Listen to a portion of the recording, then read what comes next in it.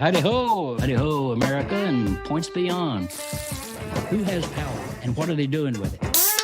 Politics is not a natural act. That's right. That's right. I must admit, I never heard that one from you, Tom. There's so many feisty fighters against the greedheads and boneheads. So grab a libation, join the conversation. It's the personal side of politics, and it is surprisingly tasty. And howdy ho, America. We're back. Yes, welcome back to another Hightower Lowdown Happy Hour at the old Chat and Chew, which is otherwise my kitchen table. Here we are, and we want you to join us at the old round table. So grab a libation, if you will, any sort will do, and join the conversation. Deanna Zant is with us as always. Wave at the people, Deanna. There she is. Hello. Say she's ready to take your order and to come into the conversation with us. She'll be monitoring the comments that you might make. Those of you who are tuned in through Free Speech TV or any of the social media platforms, we welcome all of you. And we're gathered here tonight in a not so happy hour, actually. And we have to not just acknowledge that, but reflect on that. And that, of course, is the shooting in Uvalde, Texas. Yet another massacre by guns in our society. And we're going to visit about that, but not in terms of the details. That's on, you can get that on CNN and endless other news sources. But why is this happening? Why 80% of the American people support some serious forms of gun control? Why, therefore, 80% of the people can't get any action done on it? We have the Buffalo massacre. We again and again. No need to go down the list. You know them too well. It's become a common phenomenon in a society that is supposed to be, quasi-civilized. And so what's going on here? Don't we have laws? Well, we have laws that embrace the slaughter, laws that facilitate the slaughter. And those laws carry all the way to the Supreme Court. And that's the topic we want to dwell on tonight, is the Supreme Court itself. None of this is happening by accident. We also, by the way, of course, have the recent acknowledgement inadvertently by the Supreme Court that they're intending to overturn the Roe versus Wade decision, taking away the constitutional right of women to control their own bodies, to control their own health, a taking of constitutional right by a 6-person majority on the Supreme Court. Who elected these people? Who the hell are they? How did they come about? How did we get stuck with this? We're going to tell you that tonight, because we're going to have Senator Sheldon Whitehouse with us in just a few minutes. He has been doing an extraordinary job as a chair of a committee that is investigating the dark money takeover of the Supreme Court. And by dark money, I mean secret funding of campaigns to put that 6-person right-wing majority in charge of our Supreme Court, and therefore in charge of so much of our lives. This is not about legalities.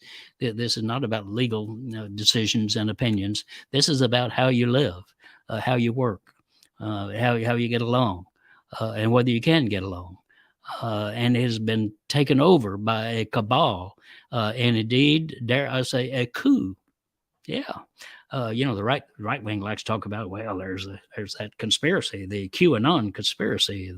They're having children in the basements of pizza parlors for sexual exploitation. So that's their idea of a conspiracy theory. My idea of a conspiracy theory is power.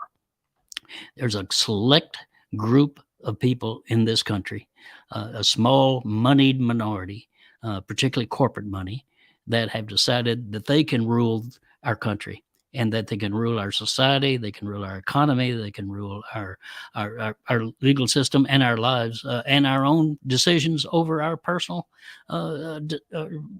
lives. Something as basic as whether you control your own pregnancy or not.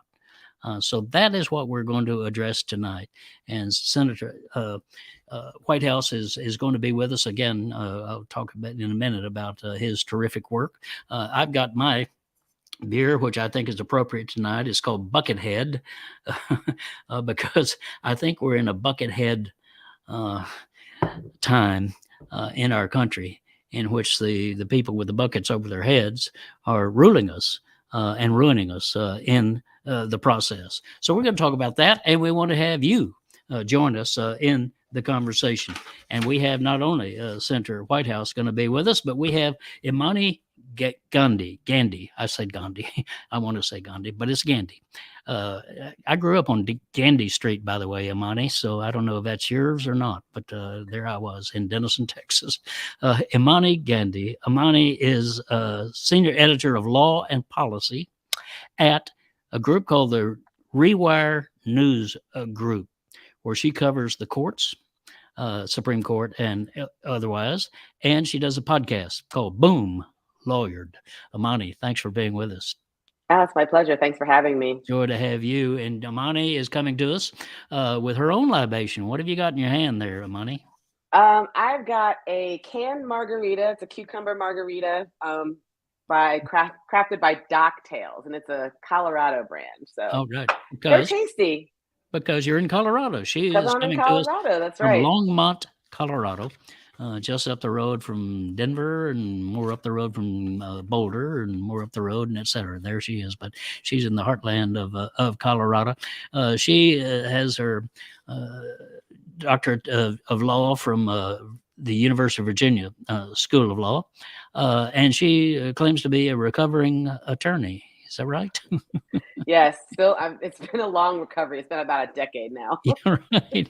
So she can and does practice law, but she also is an award-winning journalist and taking that route, I presume, Imani, because you can reach more people. Yeah. I stopped private practice right around the time of the Tea Party explosion in 2010, 2011. And that was when we started to see just this deluge of anti-abortion laws throughout the states. And at the time I was doing crappy work for banks, and I just thought, I didn't go to law school for this. I really went to law school. I was like, I'm going to help people. And then you get they dangle a lot of money at you when you're in law school, and it's hard to resist. There's some people who can, like, I am so heartened by the young people today in law school who are going to law school to study reproductive justice, because that wasn't something that I even thought of 20 years ago. But yeah, so I just switched careers. Age 35, I said, I'm done and I'm doing something else. So many people are in law school now who are products of the injustice of the legal system. And so they know it from the other side, and they're going to deal with it.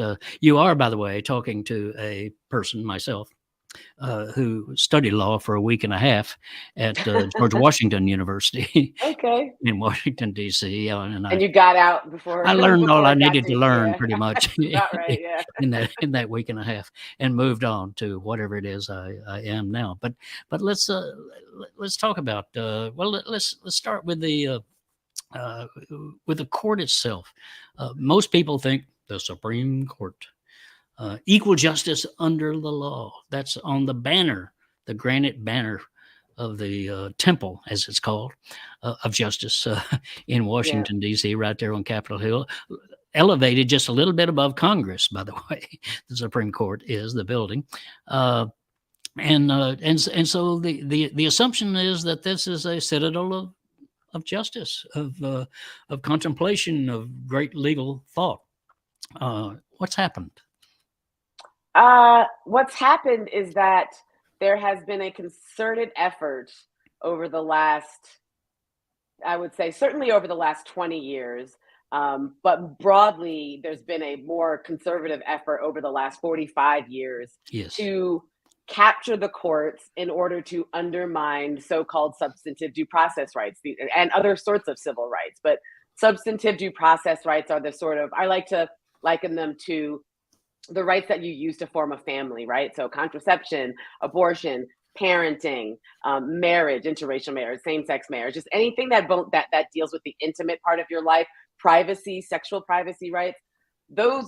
These are the rights that conservatives say are not written in the Constitution. You can't find the word abortion in the Constitution, and therefore you can't possibly have a right to an abortion. They love to forget about the Ninth Amendment, which says that all unenumerated rights are retained by the people. Yeah. That amendment ceases to exist in their mind when you start talking about sexual privacy rights. But, the court has been captured. They spent millions and millions and millions of dollars to capture the courts. And it wasn't just through things like Leonard Leo being so involved in, Justice Roberts' ascension to the court, Alito's ascension to the court, basically being the person who was advising Trump when it came to Supreme Court nominees. It's long before that. I mean, it started when Roberts was Solicitor General under Reagan and wrote a memo about how basically the Voting Rights Act was bullshit. Am I allowed to curse? I don't know. Yes, you're allowed to say that. Yes. It's a constitutional right. That the Voting Rights Act was nonsense and that there should be an effort to undermine the Voting Rights Act. That started in the 80s. Yeah. And it culminated in 2013 with the Shelby County decision. And so now we're in a world where there are people who are being materially harmed by this court that has been captured by conservatives.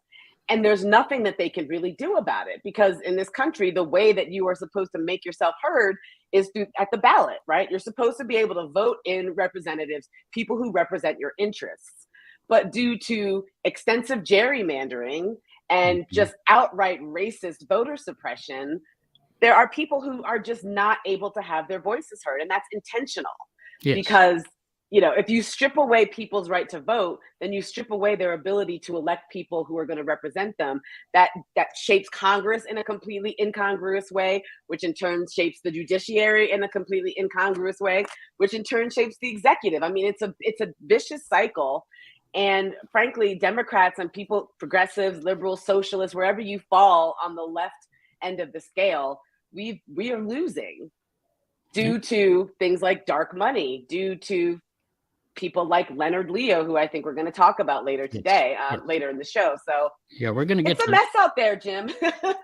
Yes, well, it is, and it's intentional, as you say. But now it is ensconced by the Supreme Court. The gerrymandering, the voter suppression, the doing away with the Voting Rights Act, the attacks on labor and rights of working people to be able to organize, able even to collect dues to have a labor organization. All of these are attacks by the Supreme Court. The attack on women that we're experiencing, and not just over abortion, but now over even contraceptives, so they want to be not just in your womb, they want to be in your medicine cabinet as well. These are people who say that it's government tyranny to have a public health mandate that you wear a mask, but we get to to go into your most private parts and determine your life for you. And that's literally what happens, of course, if in some of these pregnancy situations, is terribly about the life that you would live subsequently.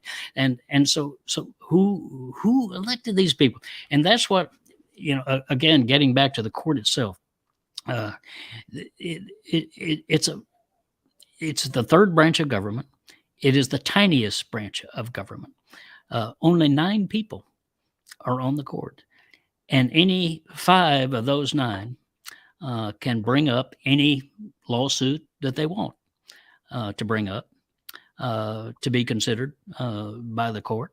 Any 5 of them can then rule to take away a constitutional right or to extend corporate rights, particularly moneyed rights, such as Citizen United. Our listeners are familiar with Citizen United very much, the enthronement of money in our political system, and then that they can effectively run.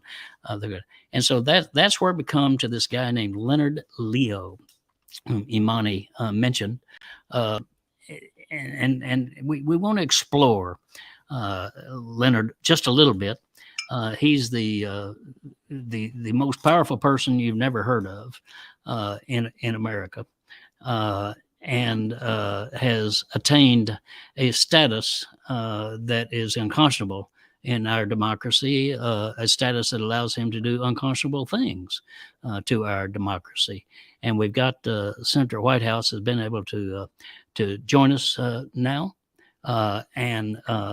Senator, where are you? Where do we find you? Are you in Rhode Island? No, I'm in Washington, D.C. We're in the middle of a big vote sequence. Yes, well, I understand that. And these are rough times right now, I know, generally speaking, but particularly after the Uvalde. Well, it's particularly sickening after what's happening in Texas, and to see the dark money power of the dark money NRA.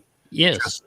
Well, let's talk all the a little about that, Republicans because we were just saying how these things are not actually accidental in our society. We're talking with Imani Gandy here about abortion in particular, but also the gun lobby. And you did a rather remarkable, not study, a remarkable expose, I would say, of the gun lobby a couple of years ago. There it is. Look at that. There it is. The very study. Part of our series that goes right at our friend Leonard Leo, who's this is so important. Spider in this web. Let me just say that this is so important. You know, I've been at this a long time. You know, and I think of Ralph Nader and so many people who've been in this fight forever, taking on corporate power. And you have done yeoman service, going back to like Frank Church did back in the 1970s, and other senators, Bill Fulbright, even, who took on the Vietnam War, used the power of discourse in a senatorial hearing to expose an issue. And that's what Sheldon Whitehouse has done as a Rhode Island senator, but a U.S. senator, to expose this phenomenal incursion into our democracy by this small minority of 6 people, majority on the court, but a small minority of people in our 330 million population country, to knock down the authority of the people themselves. So tell us a little bit about what you found on that study on the gun rights lobby and the money that they put in. What we saw was a dark money funded conveyor belt to take suitable people who were groomed and had auditioned to be far right wing corporate special interest servants, and move them onto the court. The Center for Media and Democracy has tallied up the expense that they've been able to show of this operation, and it's $580 million. So nobody spends $580 million for nothing. They had a purpose.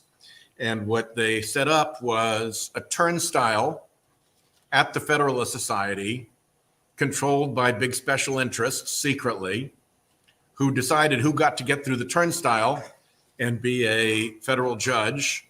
They picked all 3 of the Trump Supreme Court justices. They picked first Gorsuch, having convinced Mitch McConnell to stiff Merrick Garland. And then they picked Brett Kavanaugh. And then they picked Amy Coney Barrett. And for each one, once they'd picked them, another group, this is a Leonard Leo special, another Leonard Leo group called the Judicial Crisis Network, took huge anonymous contributions, like a check for $15 million, a check for $17 million, and turned that into ad campaigns for the selected nominees. And then once they're on the court, there's this whole other armada of phony front groups that tell them what to do, also funded by dark money.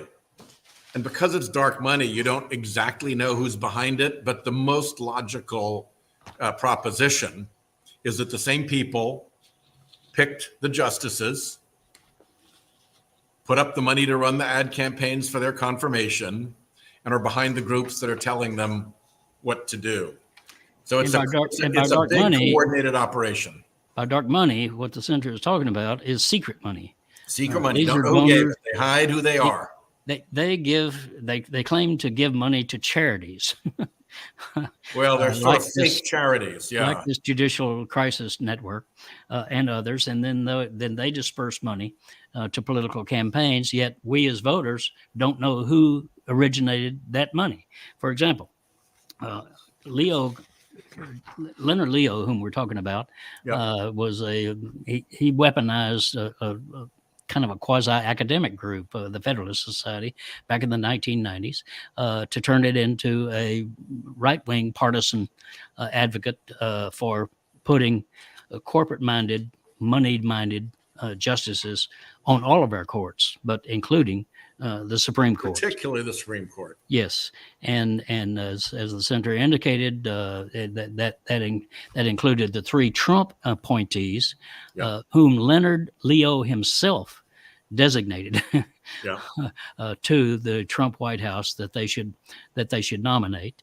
But he had also participated in the Roberts nomination to the court, in the Alito nomination to the court. Yes. In fact, you remember that George W. Bush wanted his very conservative Texas lawyer, Harriet Miers, Right. who he knew personally, who worked for him in the White House, Right. to go into the Supreme Court to replace Sandra Day O'Connor. So you're replacing a woman with a woman, Right. and a personal friend and somebody he trusted and somebody loyal to the Bushes. Yeah. And Leonard Leo was able to kick up a far right-wing firestorm so much that a Republican president had to humiliatingly withdraw his own Right. Supreme Court nominee, and in came a kind of unknown right-wing extremist, I want to say from the 8th Circuit, maybe it was the 6th Circuit, a guy named Sam Alito, who had Right. shown Leonard Leo that he'd be just the right kind of judge for his big donors. And sure enough, he has been. Yes, he has been very loyal, and these are so. This is a deliberate placement, Yep. incrementally. Yep. You know, it's taking the long view. What we're Yeah, take your what- time. These are Actually, he these are goes back to Clarence Thomas, that he helped orchestrate the countermeasures.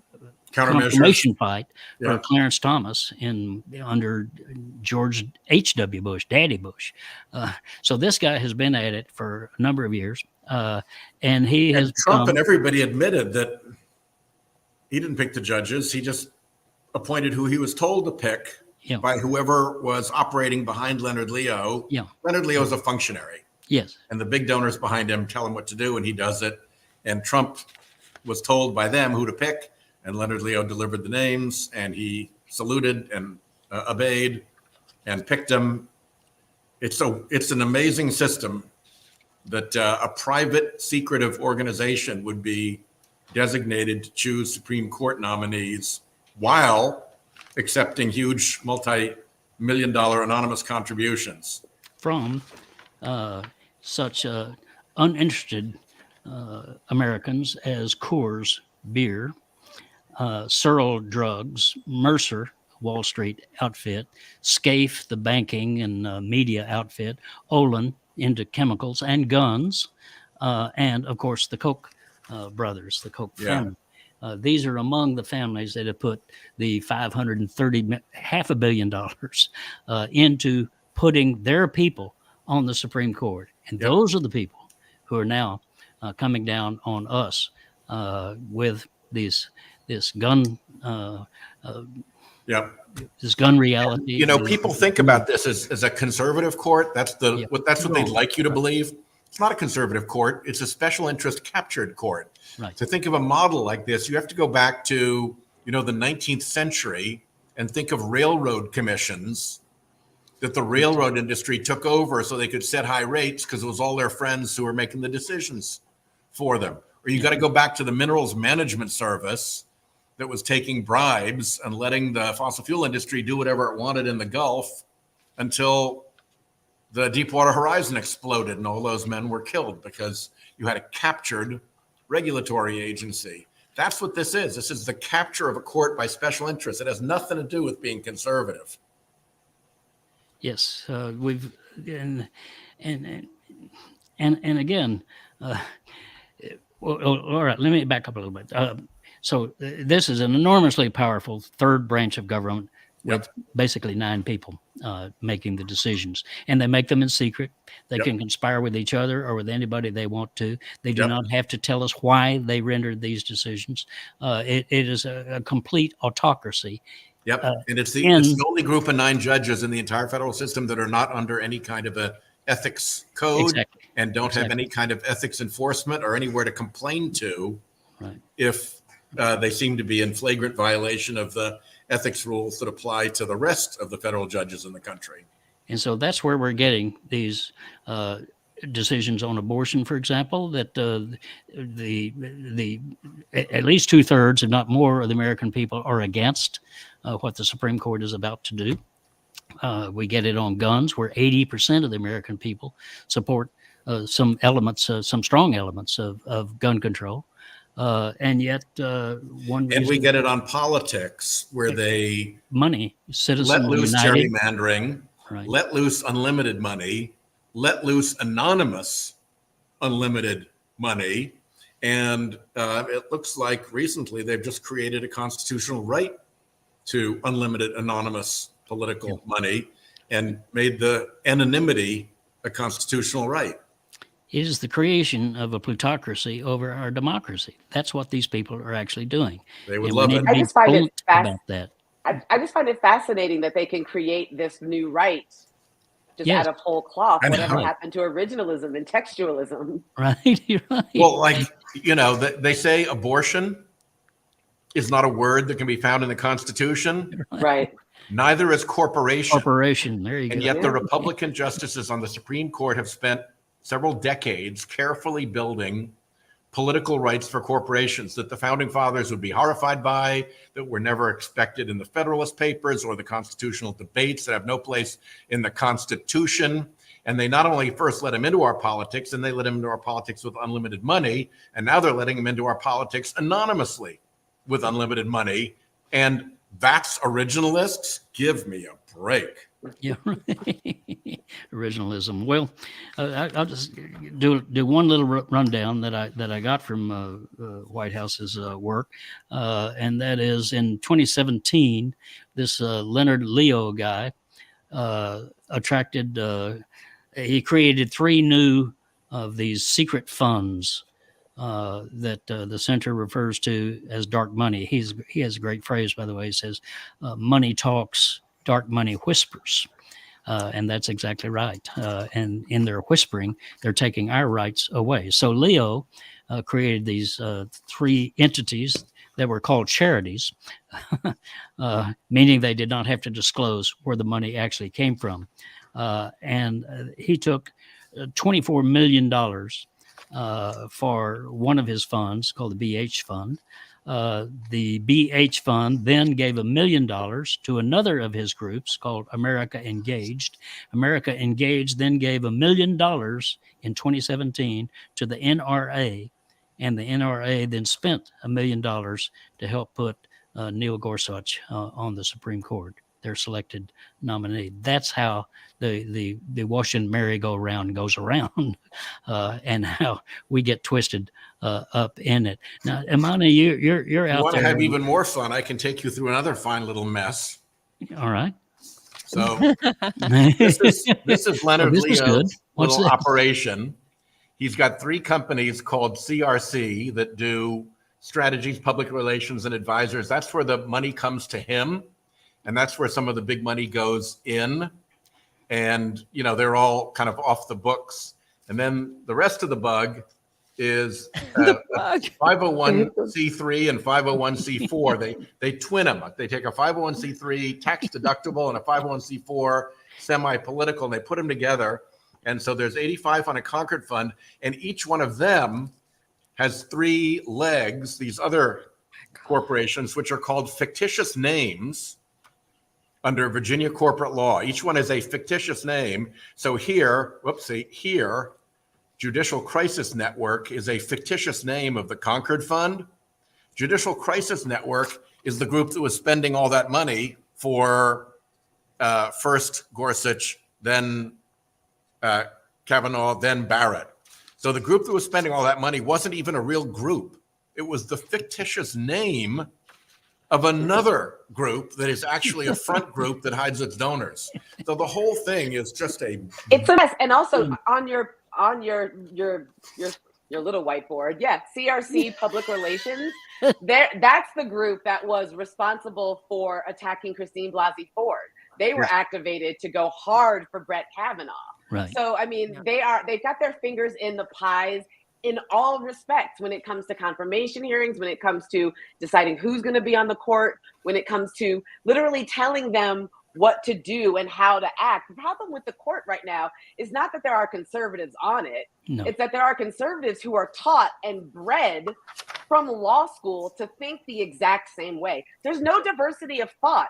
And, back in the day, 25 years ago, there would actually be diversity of thought such that a conservative appointed justice could end up voting with the liberals. Leonard Leo didn't want that to be happening anymore. And he stepped in and said, we're not doing this. So it's really a destruction of the court. It's an incursion of the gravitas of the court, right? Like I grew up thinking that the Supreme Court had this gravitas, and it just doesn't have that anymore. It's a clown show, and it's a clown show that controls the lives of so many people and can mete out material harm to so many people, and they don't care. And well, absolutely. I just want to jump in. Let me just add for Imani one little fun factoid about CRC. They actually put out a press release for Kavanaugh once he was on the court.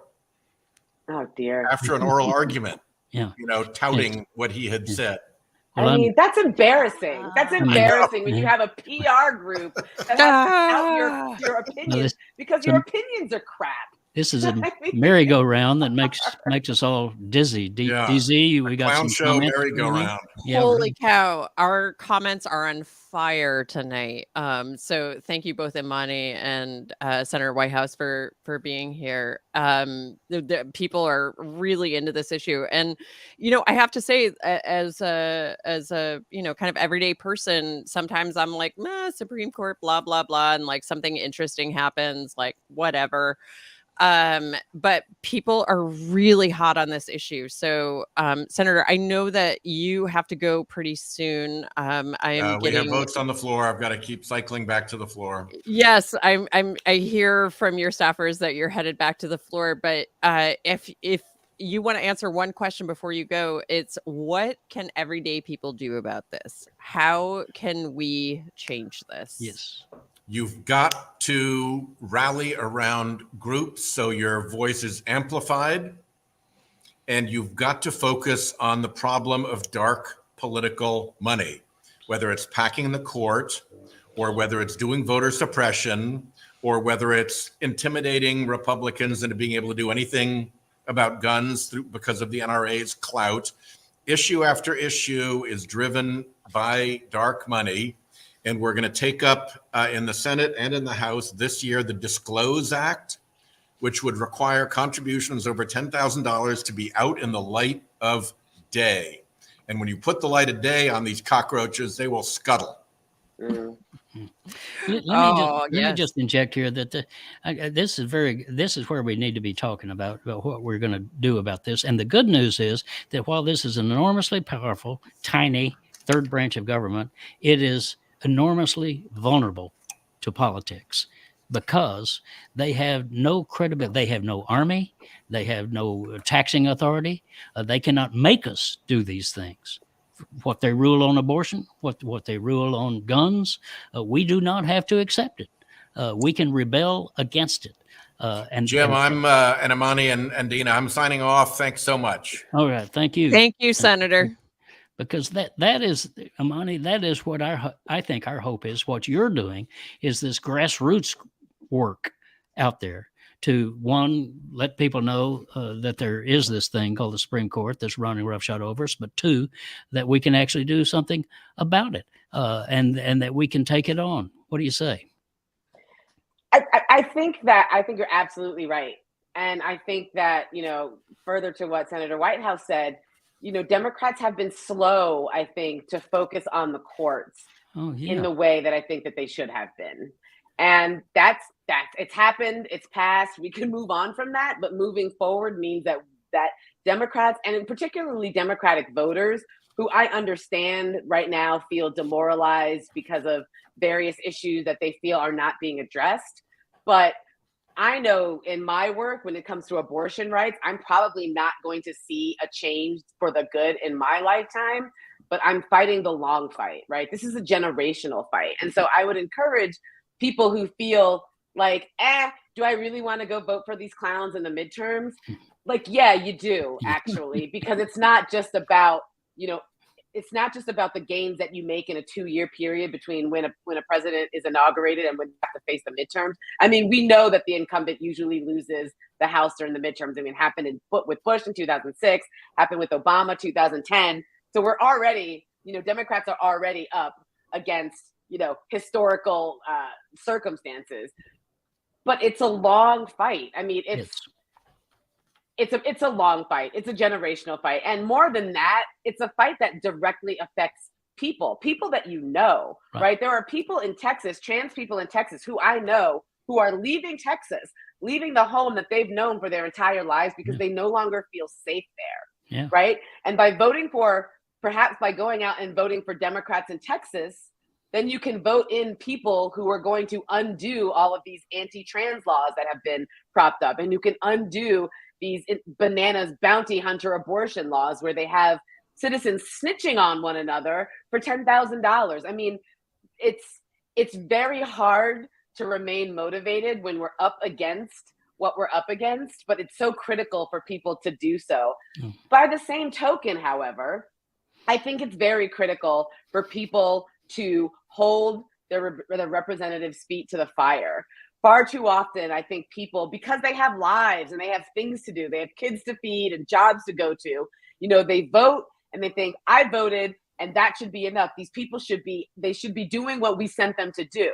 Right. But you have to stay on them. You have to make sure that they're doing what they were sent to do, right? Like if you think about Obama and Don't Ask, Don't Tell, he was pushed to repeal Don't Ask, Don't Tell by voters. Yeah. And so that's the sort of message that I think that people can take, is that you're not as powerless as they want you to think that you are. Let me point out that the pushing does not just come after we have elected these people. It's got to come before. Mm-hmm. We got to say, why should we elect you? Not because you're good looking, not because you got money, not because you got blah blah blah, but because we want you to take on the Supreme Court, and that's a question to ask people running for Congress. It's absolutely a question to ask. But all of it is say, what are you doing about the Supreme Court? They'll say, what do you mean Supreme Court? They don't even know. They don't have an answer to that question, and that's what's so frustrating about it. I mean, Biden put together a commission about the Supreme Court because people have been, legal scholars and legal pundits, people like Elie Mystal in particular, who's the justice correspondent at The Nation and MSNBC, and I have been pounding the drum. Jessica Mason-Pico, my partner in crime at Rewire News Group, have been pounding the drum about the Supreme Court and the Trump takeover of the courts for years. And if you actually sit down and talk to people about what unpacking the courts would entail, like, I think that you could get a lot of people on board, because it's not, and this is an idea that I completely ganked from Elie Mystal, so I want to give him all credit. But when I first heard it, I was like, this is crazy, because he has this idea about putting 25 more justices on the court. Yeah. Right? Let's have a 33 justice Supreme Court, and that way you would actually have diversity of thought. Yeah. You wouldn't have a situation where you have 6 Federalist Society captured judges all thinking and writing the same way, and then 3 liberals who generally are going to all, rule the same way when it comes to certain civil rights. But then when you get outside of civil rights and human rights, when you get into like boring stuff like civil procedure or maritime law, then they'll cross the aisle and go vote with conservatives. But it shouldn't be that partisan.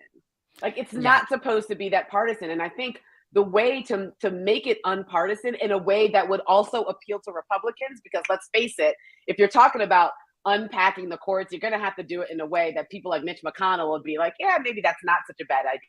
Not that he ever would say that unpacking the courts is a good idea, but at least if you say, we're not trying to just add more quote unquote Democrats to the court. We're trying to expand the court writ large. That means adding more conservatives, adding more liberals, adding some centrists, add some trans people, we need a first Asian American judge. I mean, it's like, how have we gone so long in the history of this country and we're just now getting a Black woman judge? How about somebody? Justice. How about somebody who lives on minimum wage being on the Right. court? I mean, it would honestly, change or it. someone who at least comes from that background, who knows what living like that is like. I'm reminded actually of there's an old bit from Wanda Sykes where she talks about how different cabinet positions actually should be like jury duty. Like you get a summons and you're like, oh, I'm Yeah. Secretary of Treasury, because like if you have a single mom on like the Secretary of Treasury, like she knows how to save some money, right? Like she can look at that and she'd be like, no, we could get that Bingo. cheaper at Target. Yeah, she's gonna clip some coupons. Yeah, she's gonna clip some coupons, right? Like this is actually it could be a real thing. And it could happen. That's the thing. If we took this approach to the Supreme Court, not about legalities and qualifications, or you remember the Federalist Society, what is your GPA when you were in law school, that sort of bullshit. And instead, I talked about who are you? Who are you going to be? Who are you going to work for? Why should you be there? Was so critical because she was a public defender, right? She's a public defender. Right. So what I find fascinating, I would love to be a fly on the wall when the Supreme Court gets a Fourth Amendment case and Jackson has been confirmed, and Jackson, the public defender, and Sonia Sotomayor, the former federal prosecutor, are going to get together and talk about what it's like for example, Black people in this country when it comes to search and seizure, and to have Sonia Sotomayor, who's already a boss when it comes to that thing. Oh yeah, comes to Fourth Amendment stuff when it comes to Black Lives Matter. I mean, she wrote what people have called a Black Lives Matter manifesto in a case about 4 or 5 years ago when it came to Fourth Amendment search and seizure. But wouldn't it be interesting to have two liberals who come from different areas of the law to talk about these constitutional issues? Like, I would even be interested to see multiple conservatives who are on a sort of gradation, who are not bought by the not exactly. Right. I mean, it's like Sandra Day O'Connor was a Republican, but she wasn't bananas. Like right now, Amy Coney Barrett is bananas. Like, why do I have to listen to what Amy Coney Barrett has to say? It doesn't make any damn sense. And it's so important what you just said about our new Supreme Court justice coming on, because the establishment media, the New York Times, says, well, she's replacing another liberal, so it's not going to make any difference. But when Thurgood Marshall went on the Supreme Court in the 1960s, appointed by Lyndon Johnson, he was 1 out of 9, so he wasn't going to make a big difference, except he was in the room. And so they had to have a different conversation in their judicial discussions about what this case is about and whom it might affect and what we could do better. And that's the impact. So it doesn't, we don't have to take all 5 new seats. If we put her on the court and put one more like her, or a Republican, like you say, who's not a further to your point about Thurgood Marshall being in the room, there are studies that show that when you have diversity on the bench, white people's minds are changed, right? So Thurgood Marshall being in that room, it's not just that he was in the room and that he was writing dissents that would later become more mainstream thought. It's that he was in the room with 8 other white dudes who had probably never thought in their lives what it meant to be Black in America. He changed the argument. And there was this, and he changed the argument. He changed the tenor of the argument. And so that's what Sotomayor has done with her experience. I mean, I don't know if you recall, during her confirmation process was wildly racist. Because they were talking about, she's going to, because she gave some remarks at a Berkeley speech that, she would have something to bring to bear as a quote wise Latina, right? It was the wise Latina remark that got blown way out of proportion, as if there is no such thing as white male identity, and as if there's no such thing as justices who rule based on that identity. I mean, people have identities. People's lived experience informs the way that they rule on cases. Right. And so having Jackson in the room is going to be a huge deal. Also, having her writing dissents now that in 20 years will become majority opinions is critical. It's so critical. So she rallies people. And that's absolutely. Let's go back to Leonard Leo, who said to a group of ultra right-wing funders, we're going to have to understand that judicial confirmations these days are more like political campaigns.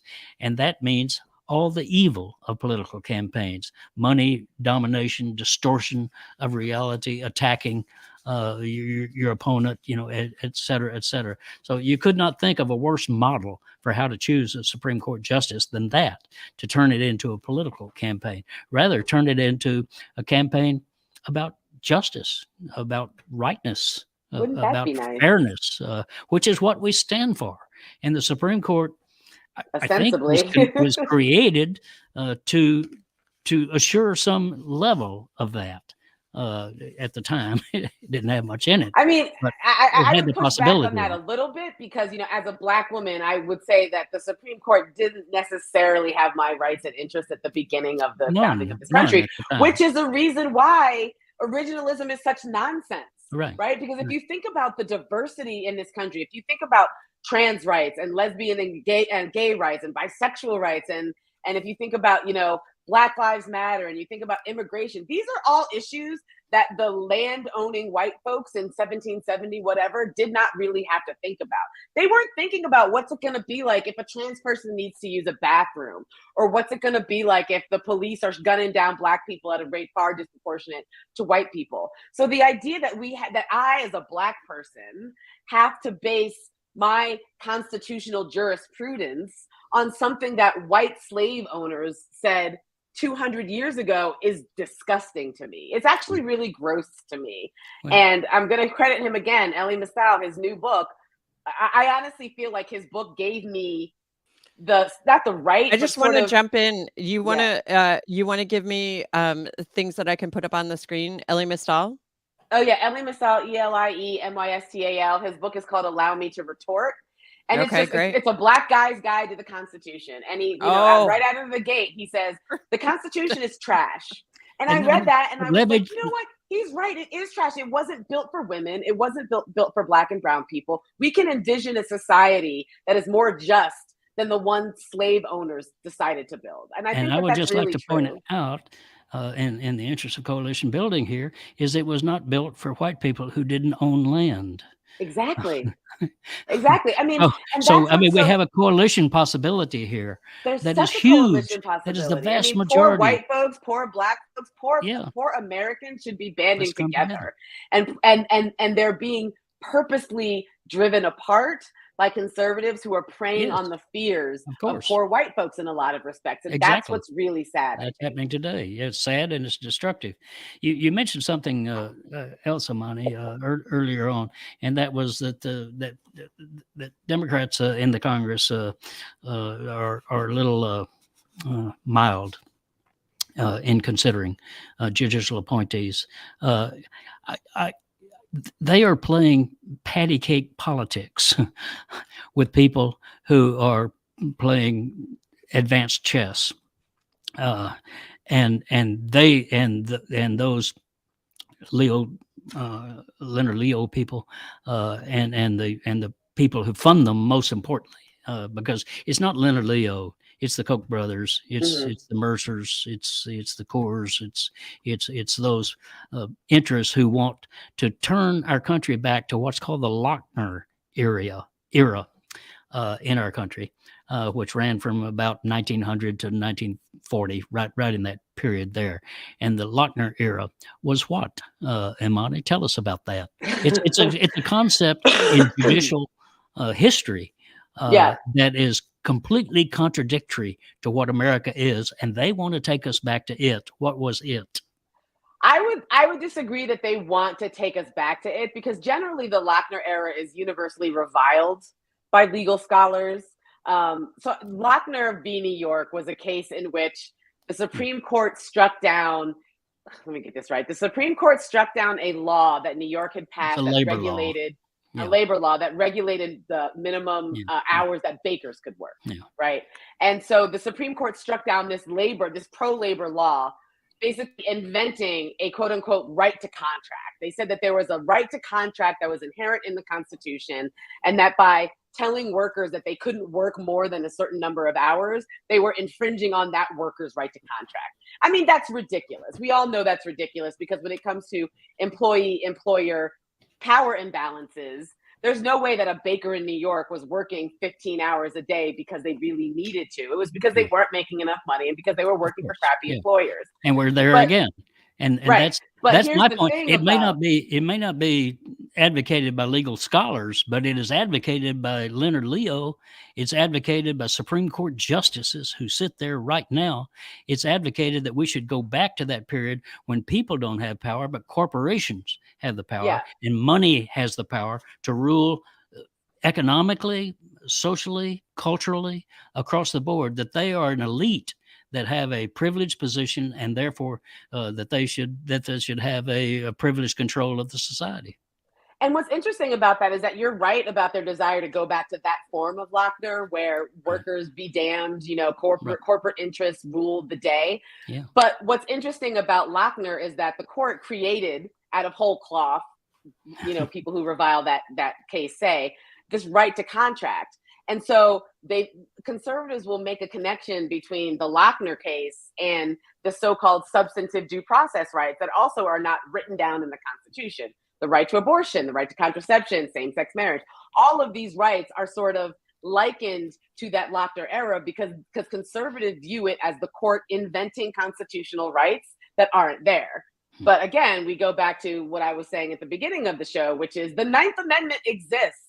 And the reason that liberal legal scholars don't like Lochner is because of the fact that, conservatives will push back on and say, oh, well, there's no right to privacy. You just made that up. And this Griswold v. Connecticut talk of emanations of penumbras, which is something conservatives always like to talk about. They love making fun of Griswold, which is the case that said married couples can use contraception because they talk about privacy emanating from penumbras in the Constitution. Conservatives love to mock that. But the point of Griswold and these substantive due process cases is that we all have rights. We have privacy rights that the government cannot intrude on, right? The government cannot go into your bedroom and look at who you're having intimate relations with and say, no, you're going to go to jail because you're having intimate relations with someone who we don't approve of. But that's the era that conservatives want to take us to. So they don't like Lochner, but they like Lochner. And it's really interesting. There's a lot of legal scholarship right now about how Lochner is changing.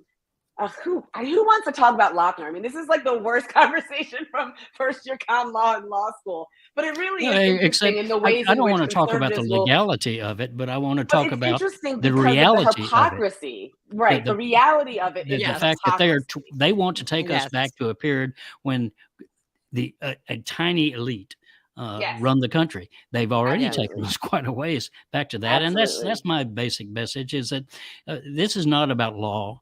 This is not about judiciary. It's about people and power. People and about power, particularly. Who has power and what are they doing with it? And how are they using their power to get more at our expense? And that's what's happening with the takeover of the Supreme Court, and why we have to take that issue into politics, into Democratic Party politics to start with, because our Democratic officials don't understand it.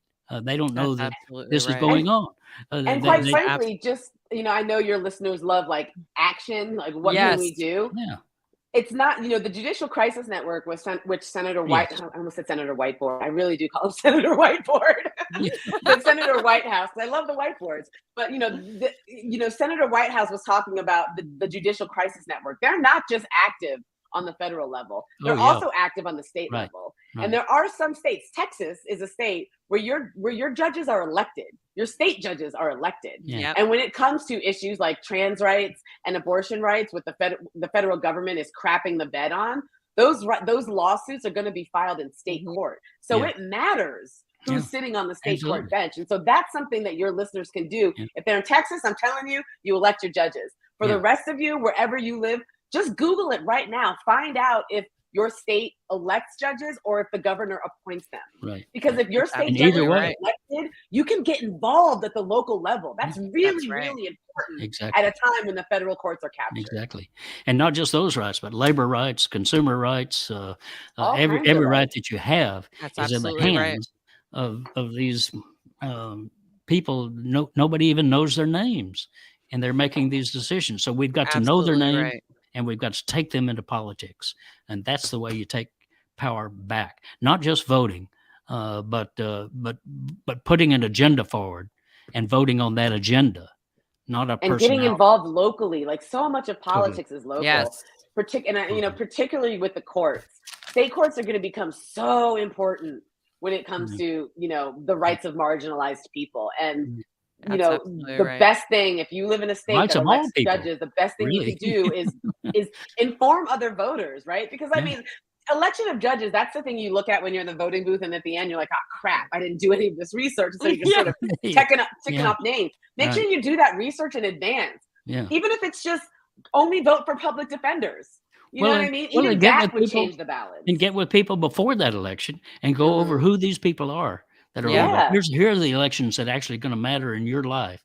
Whether you're going to get a fair wage or not, whether you're going to get an equal wage if you're a woman, whether et cetera, on down the line, whether or as a consumer you have any power against Google and Amazon and et cetera, whether you have any power at all. These are, as Imani is pointing out, individuals right in your own community who are going to be making these decisions. And if we build a politics around that in advance of the election, not waiting on the election to happen and then hoping they'll listen to us, they won't. They're going to listen to money at that point, but doing it in advance. So that's the importance of what Imani Gandy and her organization is doing, and people like her and people like you. That's the answer. There's nothing complicated about it. There's nothing easy about it. And as Imani points out, it's a long struggle. I think of the suffrage movement again and again, that those three ladies who launched that movement in Seneca, New York, in 1842, they never lived to vote. They never cast a vote, but they launched a movement. And that's what we're trying to do here, is to launch a movement that includes the judiciary of the United States. Imani, thank you so much for what you are doing. We really appreciate you. Want to have you back. So I'd love to. Stay in touch with us about what you've got going and what we ought to be doing as well. And all of you, thanks for tuning in with us here. We'll be back with you again with another Hightower Lowdown Chat and Chew happy hour. It's not always happy, but it's good.